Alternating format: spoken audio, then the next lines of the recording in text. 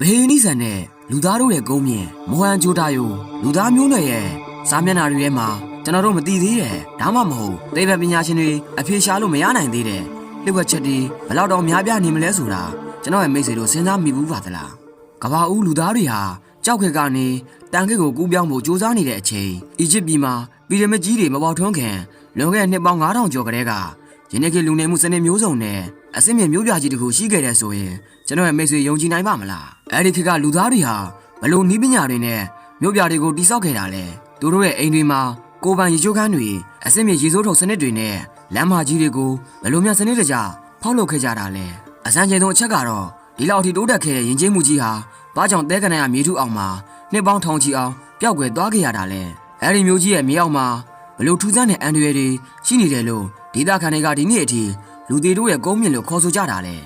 ဒီနေ့မှာတော့ကျွန်တော်တို့ရဲ့ထူးဆန်းအံဖွေဟာ channel လေးကနေပြီးတော့တမိုင်းပညာရှင်တွေကိုအခုထိခေါင်းရောက်စေခဲ့တဲ့ဘိန်းဒီပေါင်းများစွာခိုးအောင်နေတဲ့မောဟန်ဂျိုတာယိုမြို့ဟောင်ကြီးရဲ့အကြောင်းကိုအသေးစိတ်တင်ဆက်ပေးသွားတော့မှာပဲဖြစ်ပါတယ်မိတ်ဆွေဟာတမိုင်းရဲ့လျှို့ဝှက်ချက်တွေကိုဝါသနာပါသူတယောက်ဆိုရင်တော့ဒီဗီဒီယိုလေးကိုအဆုံးထိကြည့်ရှုပေးဖို့တိုက်တွန်းပါရစေဒေါ်နယ်ထဲကမတော်တဆရှာဖွေတွေ့ရှိမှုဒီဇလန်ဟာ1922ခုနှစ်ဒီဇင်ဘာလရဲ့အေးမြတဲ့နေ့တနေ့မှာစတင်ခဲ့တာဖြစ်ပါတယ်။အဲ့ဒီအချိန်တုန်းကအိန္ဒိယရှေးဟောင်းသုတေသနပညာရှင်တဦးဖြစ်တဲ့အာဒီဘန်နာဂျီဟာပါကစ္စတန်စင်ပြည်နယ်ထဲကဟိန္ဒူမြကန်ပေတောအုပ်တစ်ခုထဲမှာအမဲလိုက်နေရင်ခရီးသွားနေခဲ့ပါတယ်။သူဟာလှပတဲ့သမင်တကောင်ကိုလိုက်လံပစ်ခတ်နေရင်းနဲ့တောနယ်ထဲကိုရောက်ရှိသွားခဲ့ပါတယ်။အဲ့ဒီထဲမှာပဲသူဟာထူးဆန်းတဲ့အရာတစ်ခုကိုခြေထောက်နဲ့ခလုတ်တိုက်မိခဲ့ပါတယ်။ပထမကတော့သူဟာတာမန်ကြောက်လုံးတရုံပဲလို့ထင်ခဲ့ပါတယ်။ဒါပေမဲ့အဲ့ဒီအရာကိုကောက်ယူကြည့်လိုက်တဲ့အခါမှာတော့သူ့ရဲ့မျက်လုံးတွေဟာအံ့ဩမှုကြောင့်ပြုတ်ကျသွားခဲ့ရပါတယ်။ဒါဟာတာမန်ကြောက်တော့မဟုတ်ပဲလွန်ခဲ့တဲ့နှစ်ပေါင်း4500ကျော်ကကြီးခင်မှာလူသားတွေအသုံးပြုခဲ့တဲ့ထလင်စကာရီဗာလို့ခေါ်တဲ့ဒလိမ့်ဆက်အရေးခွင်ခွာတဲ့ကြောက်သားသားတစ်ခုဖြစ်နေလို့ပါပဲ။အဲ့ဒီချိန်မှာပဲအနီးနားကဒေသခံတယောက်ဟာလယ်တစည်းနဲ့ရှေးအောင်အုတ်ခဲတွေကိုတဲဆောင်လာတာကိုသူမြင်လိုက်ရပါတယ်။အဲ့ဒီအုတ်ခဲတွေကိုကြည့်လိုက်တဲ့အခါမှာတော့အုတ်ခဲတွေရဲ့အရွယ်စားဟာတစ်ခုနဲ့တစ်ခုထပ်တူကျနေပြီးစနစ်တကျမီးပုတ်ထားတဲ့အစစ်မြစ်အုတ်ခဲတွေဖြစ်နေတာကိုတွေးလိုက်ရပါတယ်။ရှေးဟောင်းသုတေသနတွေဟာအတွေ့အကြုံရှိတဲ့ဘန်နာကြီးဟာဒီတောအုပ်ကြီးရဲ့အောက်ခြေမှာကြီးမားတဲ့ရှေးဟောင်းမျိုးကြီးတစ်ခုရှိနေပြီဆိုတာကိုသိရှိလိုက်ပါတယ်။ဒါနဲ့ပဲသူဟာအလုံသမားတွေကိုငှားရမ်းပြီးလာပေါင်းများစွာတူးဖော်မှုတွေပြုလုပ်ခဲ့ပါတယ်။နောက်ဆုံးမှာတော့ကဘာကိုတုံလုံးသွားစီမဲ့ဟိန္ဒူမြင့်ဝါယဉ်ကျေးမှုရဲ့အကြီးဆုံးမြို့တော်ကြီးဖြစ်တဲ့မိုဟန်ဂျိုတာယိုကိုစတင်ရှာဖွေတွေ့ရှိခဲ့ပါတော့တယ်။မိုဟန်ဂျိုတာယိုမြို့ကိုတူးဖော်ပြီးတဲ့နောက်မှာပညာရှင်တွေဟာသူတို့မြင်လိုက်ရတဲ့မြင်ကွင်းကြောင့်ဗဇက်အဟောင်းသားဖြစ်ခဲ့ကြရပါတယ်။ဘာကြောင့်လဲဆိုတော့လွန်ခဲ့တဲ့နှစ်ပေါင်း9000ကမြို့တစ်မြို့ဟာဒီနေ့ခေတ်ကမြို့ကြီးတွေထက်တောင်ပိုပြီးစနစ်ကျနေလို့ပါပဲ။ဒီမြို့ကိုဂရက်စနစ်လို့ခေါ်တဲ့လမ်းတွေကိုတောင်းပန်အတိုင်းခင်းကျင်းထားတဲ့ပုံစံနဲ့တိစောက်ထားပါတယ်။လမ်းမကြီးတွေဟာမြောက်ဘက်ကနေတောင်ဘက်ကိုတဲမှန်စွာဖောက်လုပ်ထားပြီးလမ်းကြားလေးတွေကလည်းတစ်ခုနဲ့တစ်ခု60ဒီဂရီတိတိကျကျစုံနေကြပါတယ်။ဒါဒီနေ့ခေတ်ဂျီကာဂိုဒါမှမဟုတ်နယူးယောက်မြို့တွေရဲ့လမ်းစီမံကိန်းတွေနဲ့အလွန်တူညီနေပါတယ်။အစမ်းကျဲဆုံးအချက်ကတော့မြို့ကိုအပိုင်းတစ်ပိုင်းခွဲခြားထားတာပဲဖြစ်ပါတယ်။မြင်းမရဲ့ကုန်းမြင့်ပေါ်မှာတိစောက်ထားတဲ့စီတာတယ်လို့ခေါ်တဲ့ခန်းတန်းမြို့နဲ့အောက်ဘက်ကတာမန်လူနေရက်ွက်တွေပဲဖြစ်ပါတယ်။အဲ့ဒီခက်ကလူတွေဟာ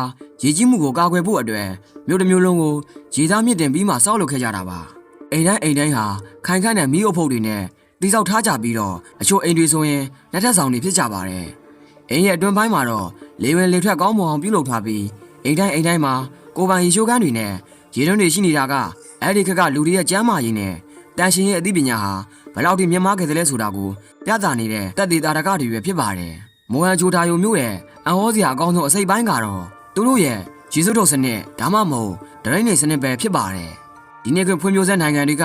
မြို့အချို့မှာတောင်မရှိသေးတဲ့အစစ်မြစ်နည်းပညာမျိုးကိုသူတို့အသုံးပြုခဲ့ကြတာပါ။အိမ်တိုင်းကထွက်လာတဲ့ရေစိုးမြောင်းတွေကိုလမ်းကြားကမြောင်းလေးတွေနဲ့ဆက်သွယ်ထားပြီးအဲ့ဒီနေရာကတဆင့်လမ်းမကြီးတွေအောက်မှာဖောက်လုပ်ထားတဲ့ပင်မမြောင်းကြီးတွေကိုစီးဝင်စေပါတယ်။အဲ့ဒီမြောင်းတွေကိုအနက်အတန်မထွက်အောင်နဲ့ယောဂဘယကင်းဝေးအောင်ကြောက်ပြားတွေအုတ်ခဲတွေနဲ့တေချာဖုံးထားပါတယ်။ပိုပြီးအံ့ဩစရာကောင်းတာကတော့ရေမြောင်းတွေပိတ်ဆို့တဲ့အခါတန်ရှည်လုံးလို့ရအောင်မန်ဟိုးလို့ခေါ်တဲ့လူစင်းလို့ရတဲ့အပေါက်တွေကိုသတ်မှတ်ထားတဲ့အကွာဝေးတိုင်းမှာထဲသွင်းတိစောက်ထားတာပဲဖြစ်ပါတယ်။ဒါတွေမကသေးပါဘူး။ရေစိုးမြောင်းတွေမှာအနံ့အသက်တွေကိုစုပ်ယူနိုင်တဲ့ light stone လို့ခေါ်တဲ့ထုံးကြောက်တွေကိုအသုံးပြုထားတာကသူတို့ရဲ့သိပ္ပံနည်းကျတွေးခေါ်မှုကိုပြသနေပါတယ်။သူတို့ရဲ့အစစ်မြစ်စနစ်မျိုးကိုအဲ့ဒီခေတ်ကအခြားဘယ်ရည်ချင်းမှုမှမတွေ့ရှိခဲ့ကြပါဘူး။ မြို့ရဲ့အမြင့်ဆုံးနေရာဖြစ်တဲ့စီတာအဲထဲမှာတော့ဗရိတ်ဘတ်လို့ခေါ်တဲ့အလွန်ကြီးမားတဲ့အများဆုံးရေချိုးကန်ကြီးတစ်ခုရှိနေတာပါပဲဒါကကမ္ဘာရှိအကြဆုံးအများဆုံးရေကူးကန်ကြီးလို့တောင်ဆိုနိုင်ပါတယ်ဒီကန်ကြီးရဲ့အလျားက12မီတာရှိပြီးအနက်က1.5 မီတာလောက်ရှိပါတယ်အဲ့ဒီကန်ကြီးတဲ့ကရေတွေအပြင်ကိုမယိုစိတ်အောင်ရေချေခံအောင်အုတ်ခဲတွေနဲ့ဂျပဆန်နဲ့ဘင်တူမင်လို့ခေါ်တဲ့တဘာဝကတ္တရာတွေနဲ့ရေလုံအောင်စီမံထားပါတယ်ဒီကန်ကြီးတွေကိုဘာအတွက်အသုံးပြုကြတယ်လဲဆိုတာကတော့အခုဒီဘေးနီးဖြစ်နေသေးပါအချို့ကတော့ဒါဟာဘာသာရေးဆိုင်ရာအခမ်းအနားတွေမှာရေချိုးတန်းစင်ဖို့အတွက်ပဲလို့ယူဆထားကြပါတယ်ရေကန်ကြီးရဲ့ဘေးပတ်လဲမှာတော့ရေချိုးပြီးရင်အဝတ်စားလဲဖို့အခန်းငယ်လေးတွေပါရှိနေတာကိုတွေ့ရပါတယ်ဒါအပြင်မျိုးထဲမှာဂယန်နဒီလို့ခေါ်တဲ့အလွန်ကြီးမားတဲ့စံတဘာကြီးစဲကြီးတွေကိုလည်းတွေ့ရှိခဲ့ရပါတယ်ဒါရေကြီးတဲ့အချိန်ဒါမှမဟုတ်အစာရေစာရှားပါတဲ့အချိန်တွေမှာမျိုးသူမျိုးသားတွေအတွက်အစားအသောက်တွေကိုကြိုတင်တူလောင်ထားတဲ့စနစ်တကျအုပ်ချုပ်မှုရှိခဲ့တာဆိုတာကိုပြသနေတာပဲဖြစ်ပါတယ်မွန်ဟန်ဂျာတိုယိုမျိုးသားတွေဟာအလွန်တော်တဲ့ကုန်တယ်တွေလည်းဖြစ်ကြပါတယ်သူတို့ဟာကမ္ဘာပေါ်မှာပထမဆုံးအဖြစ်ကော်တွန်လို့ခေါ်တဲ့ဂွန်ဆိုင်ပြိုရေးကိုစတင်ခဲ့ကြပြီးအဝတ်စားတွေထုတ်လုပ်ခဲ့ကြပါတယ်သူတို့ရဲ့ကုန်တယ်မှုဟာအလွန်ကျယ်ပြန့်ပြီးယနေ့ခေတ်အီရတ်နိုင်ငံနေရာကမက်ဆိုပိုတေးမီးယားယဉ်ကျေးမှုအထိရေလန်းကုန်တယ်ရေးကနေကုန်တယ်ခဲ့ကြပါတယ်သူတေသနပညာရှင်တွေဟာစတိယာတိုင်းလို့ခေါ်တဲ့ကြောက်တုံးလေးတွေပေါ်မှာတတိယဆန်ရုပ်ပုံတွေနဲ့ထူးဆန်းတဲ့စလုံးတွေရေးထိုးထားတဲ့စီးစလို့ခေါ်တဲ့ဒစိတ်တုံးပေါင်း2000ကျော်ကိုတွေ့ရှိခဲ့ရပါတယ်ဒီဒစိတ်တုံးတွေကိုကုန်ပစ္စည်းတွေပိတ်ဆို့ရမှာတပ်တည်အဖြစ်အသုံးပြုခဲ့ကြတာပါအစမ်းကျဲဆုံးအချက်ကတော့သူတို့အသုံးပြုခဲ့တဲ့အလေးတင်တောင်းနေပါပဲမြို့နယ်မှာတွေ့ရတဲ့အလေးခဲတွေဟာအလေးချိန်တိကျမှုရှိနေပြီးအသေးငယ်ဆုံးအလေးခဲက3.85 ဂရမ်ကနေစတင်ပါတယ်အန်အိုးဖို့ကောင်းတာကတော့ဒီအလေးချိန်စံနှုန်းတွေကိုတစ်မျိုးလုံးတနင်္ဂနွေလုံးမှာတူညီအောင်သတ်မှတ်ထားတာပဲဖြစ်ပါတယ်ဒါလွန်ခဲ့တဲ့နှစ်ပေါင်း9000ကတည်းကသူတို့မှာဘိုးအစိုးရဒါမှမဟုတ်စနစ်တကျအုပ်ဆိုးတဲ့အဖွဲ့အစည်းတခုရှိနေတယ်ဆိုတာကိုခိုင်ခိုင်မာမာသက်သေပြနေပါတယ်မိုဟန်ချူတာယိုရဲ့အမှုပညာလက်ရာတွေဟာလည်းအလွန်ထူးခြားနေပါတယ်အထင်ရှားဆုံးကတော့ဘရိတ်ကင်းလို့ခေါ်တဲ့ဘုံကြီးကျောင်းဘရင်ရဲ့ရုပ်ထုနဲ့ဒန်စင်ကားစလို့ခေါ်တဲ့ကားကုံရဲ့မိန်းကလေးရဲ့ကျင်းရုပ်ထုပဲဖြစ်ပါတယ်ဒီရုပ်ထုတွေကိုကြည့်လိုက်ရင်အဲ့ဒီခေတ်ကလူတွေရဲ့ဝက်စားစင်ရင်မှုမုံစုံမေပြုရင်ပုံတွေနဲ့လက်ဝက်ရတနာတွေကိုသိရှိနိုင်ပါတယ်အထူးသဖြင့်ကားကုံရဲ့မိန်းကလေးရဲ့ကျင်းရုပ်ထုဟာလွန်ခဲ့တဲ့နှစ်ပေါင်း9000ကတည်းကသူတို့တွေမှာကျင်းဒီကိုအကြီးကျိုးပြီးပုံသွင်းနိုင်တဲ့အဆင့်မြင့်နည်းပညာတွေရှိခဲ့တဲ့ဆိုတာကိုပြသနေပါတယ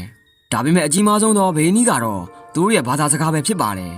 သူတို့ရဲ့တစိမ့်တုံးတွေပေါ်မှာကြီးထုတ်ထားတဲ့ index script လို့ခေါ်တဲ့စာသားတွေကိုယနေ့ခေတ်ကမ္ဘာပေါ်ကဘယ်သိပ္ပံပညာရှင်တွေမှအရေးပြမဖော်နိုင်သေးပါဘူးစလုံးပေါင်း400ကျော်ကိုရှားဝေတွေ့ရှိထားပေမဲ့ဘာကိုဆိုလိုထားတာလဲဆိုတာကတော့ယခုအချိန်ထိလျှို့ဝှက်ချက်တစ်ခုဖြစ်နေသေးပါအကယ်၍သာဒီစာသားတွေကိုဖတ်နိုင်ခဲ့မယ်ဆိုရင်မိုဟန်ဂျိုတာယိုရဲ့အကြောင်းကိုကျွန်တော်အခုထပ်ပို့ပြီးသိရှိနိုင်မှာပဲဖြစ်ပါတယ်အခုတော့အရေးကြီးဆုံးအပိုင်းကိုရောက်ရှိလာပါပြီဒီလောက်ထိအစင်မြင်ပြီးကျွဲဝချမ်းသာတဲ့မြို့ကြီးဟာဘာကြောင့်ရုတ်တရက်ပျက်စီးသွားခဲ့တာလဲမိုဟန်ဂျိုတာယိုဆိုတဲ့စကားလုံးရဲ့အဓိပ္ပာယ်ဟာဒေသခံဘာသာစကားအရာလူတွေတို့ရဲ့ကုန်းမြင့်လို့အဓိပ္ပာယ်ရပါတယ်ဘာကြောင့်လဲဆိုတော့တူဖော်မှုအတွင်းမှာမြို့ထဲကလမ်းတွေပေါ်နဲ့အိမ်တွေထဲကအယိုးစုပေါင်း38ခုကိုတွေ့ရှိခဲ့ရလို့ပဲဖြစ်ပါတယ်အဲ့ဒီအယိုးစုတွေဟာစနစ်တကျတကြိုထားတာမဟုတ်ပဲရုတ်တရက်သိဆုံးသွားခဲ့ကြတဲ့ပုံစံမျိုးတွေဖြစ်နေပါတယ်အချို့အယိုးစုတွေဟာတစ်ခုနဲ့တစ်ခုလက်ချင်းချိတ်ထားကြပြီးတော့အချို့ကတော့ဒဏ်ရာတွေနဲ့လဲချေသိဆုံးနေကြတာပါဒီမျိုးကြီးပျက်စီးသွားရတဲ့အကြောင်းရင်းနဲ့ပတ်သက်ပြီးယူဆချက်မျိုးမျိုးရှိနေပါတယ်ပထမတစ်ခုကတော့အိန္ဒိယမြစ်ကြီးရေကြီးမှုမြစ်ရေကြီးပြီးမြို့တစ်မြို့လုံးကျွန်းတွေအောက်မှာနှင်းမြုပ်သွားခဲ့တယ်လို့အချို့ကယူဆထားပါတယ်နောက်တစ်ခုကတော့ကျူးကျော်တိုက်ခိုက်မှုအာရီယန်လူမျိုးတွေရဲ့တိုက်ခိုက်မှုကိုခံရပြီးမြို့ပြတ်သွားတယ်လို့လည်းအချို့ကဆိုထားကြပါတယ်နောက်တစ်ခုကတော့တဘောပတ်ဝန်းကျင်ပြောင်းလဲမှုရာသီဥတုဖောက်ပြန်ပြီးစိုက်ပျိုးရေးခက်ခဲနေတာကြောင့်လူတွေဟာမြို့ကိုစွန့်ခွာသွားကြတယ်လို့ပဲယူဆထားကြပါတယ်နောက်ဆုံးတစ်ခုကတော့အစမ်းကျေဆုံးယူဆချက်အချို့ကတော့ဒီနေရာမှာလွန်ခဲ့တဲ့နှစ်ပေါင်း9000ကနျူကလ িয়ার ပေါက်ကွဲမှုတစ်ခုဖြစ်ပွားခဲ့တယ်လို့ဆိုကြပါတယ်ဘာကြောင့်လဲဆိုတော့တွေ့ရှိရတဲ့အယိုးစုအချို့မှာဒဲအောင်ကြီးတဲ့လက္ခဏာတွေတွေ့ရှိရသလိုအုတ်ခဲတွေဟာလည်းအလွန်မြင့်မားတဲ့အပူရှင်ကြောင့်ဖန်သားတွေလိုအကြီးပြောနေတာကိုတွေ့ရလို့ပဲဖြစ်ပါတယ်ဒါပေမဲ့ဒါဟာသိပ္ပံနည်းကျခိုင်မာမှုမရှိသေးတဲ့ယူဆချက်တစ်ခုသာဖြစ်ပါတယ်မိုဟန်ဂျိုတာယိုဟာဒီနေ့အချိန်ထိကျွန်တော်တို့အတွက်အပြေမထွက်သေးတဲ့ဘေးနီးကြီးတစ်ခုဖြစ်နေသေးပါမြေအောက်ကြီးမှာနှစ်ပေါင်း4000ကျော်ကြာအောင်ဖုံးကွယ်နေခဲ့တဲ့ဒီမျိုးကြီးဟာရှေ့ကလူသားတွေရဲ့စွမ်းဆောင်ရည်ကိုကျွန်တော်တို့ကိုပြသနေပါတယ်မြို့ပြစီမံကိန်းကနေရေစိုးထုတ်စနစ်အထိသူတို့ရဲ့အသိပညာတွေဟာအံ့ဩဖို့ကောင်းလွန်းပါတယ်ဒီမျိုးကြီးဘာကြောင့်ပျက်စီးသွားတာလဲဆိုတာကတော့သဘောတရားရဲ့လှည့်ဝက်ချက်တစ်ခုအဖြစ်ဆက်လက်တည်ရှိနေဦးမှာပဲဖြစ်ပါတယ်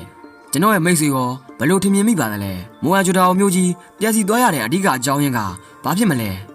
တကယ်ပဲစစ်ပွဲတွေကြောင့်လားဒါမှမဟုတ်တဘာဝဘေးအန္တရာယ်တွေကြောင့်လားဆိုတာကိုကောင်းမှန်မှာရေးသားဆွေးနွေးပေးခဲ့ကြပါအောင်ခင်ဗျာအခုလိုထူးဆန်းအံ့ဖွယ်ရာတမန်ကြောင်လေးတွေကိုစိတ်ဝင်စားတယ်ဆိုရင်တော့ကျွန်တော်တို့ရဲ့ channel လေးကို subscribe လေးလုပ်ထားပြီးဘေးနားကခေါင်းလောင်းလေးကိုလည်းနှိပ်ထားဖို့မမေ့ပါနဲ့အောင်ခင်ဗျာနောက်တဲ့ဗီဒီယိုတွေမှာပိုပြီးထူးဆန်းတာတွေကိုတင်ဆက်ပေးသွားပါမယ်အဆုံးထိကြည့်ပြီးတဲ့အတွက်အားလုံးကိုကျေးဇူးတင်ပါတယ်ခင်ဗျာ